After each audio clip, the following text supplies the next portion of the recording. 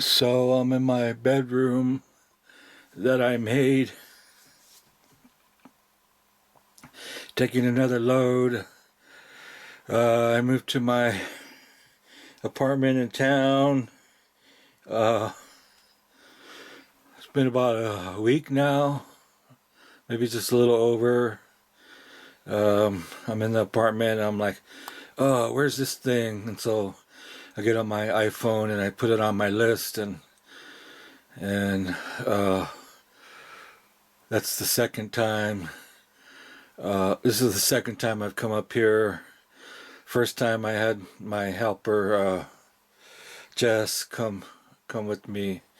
This is the first time I've come by myself to get a load. Uh, it's hard. It's hard, you know. I poured my life into this place. You know, I bought the land when I was 25 years old, and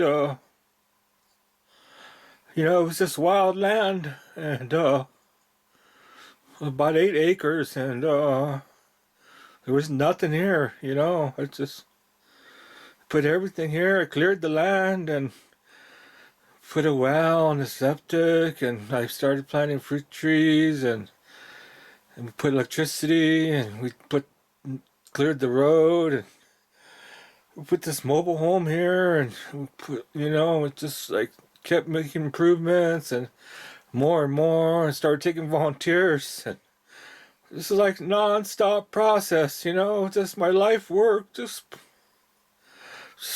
constant, you know, there was no end to it, you know. I never thought about it, like I was gonna leave or there would be an end to it. I didn't think about that. And then I get to this point where like I can't walk anymore, and it's too hard to live up here by myself.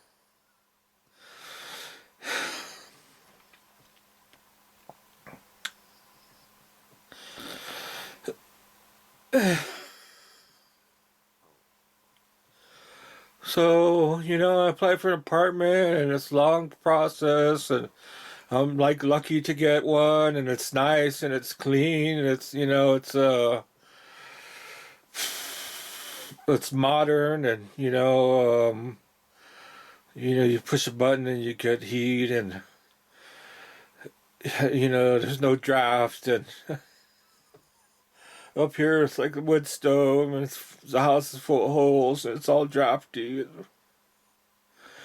But you know, I had this $1 million view, and I could sit on my couch and I could see this amazing mountain, and I felt special. And I go to that apartment and I feel like I'm anybody, you know?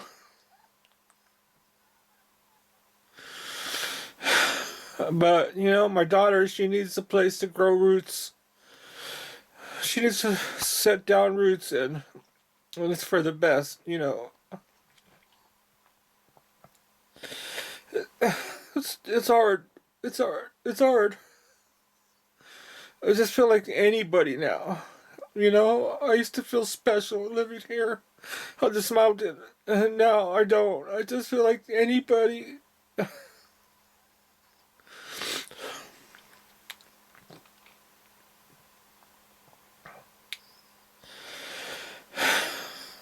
And the other thing is, like, I'm in constant pain. Nothing brings me pleasure. No, food doesn't bring me pleasure. I don't have a partner to touch, you know. I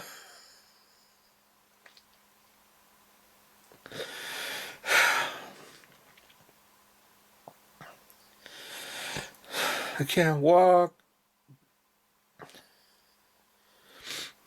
I'm looking forward to seeing Bernie get elected, you know, and I want to see like Trump be like, no, you can't. I'm not. I'm declaring this election void, and I want to see that go down. That that right there, that right there. I want to see that happen. So like I'm like looking forward to living till January to see that shit happen.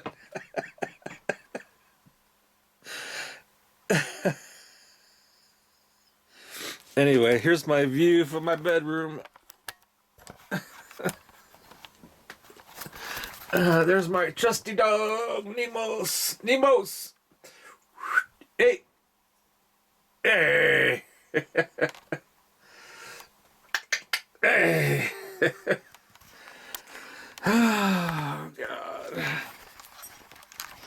Anyway, I'm looking forward to reincarnating. I'm looking forward to coming back and living on this land as a little kid and climbing these fruit trees and eating the fruit from the trees that I planted and being a Yosemite Indian and doing it all over again, but this time as someone who was born into it. Because this whole time that I've been here, everyone has just been like, oh, you're not one of us. You're not one of us. You weren't born here, you know? So that's going to change, you know? I'm going to be someone who was born into it, and it's going to be different because the whole time that I've been here, they held it over me like, you're not one of us. And I done more for these people here than most of them around here. You know, I made kids who like work hard for the tribe. You know, they bust their ass. They stayed around here, unlike most of the people who had kids. They just take off and they leave and they don't help.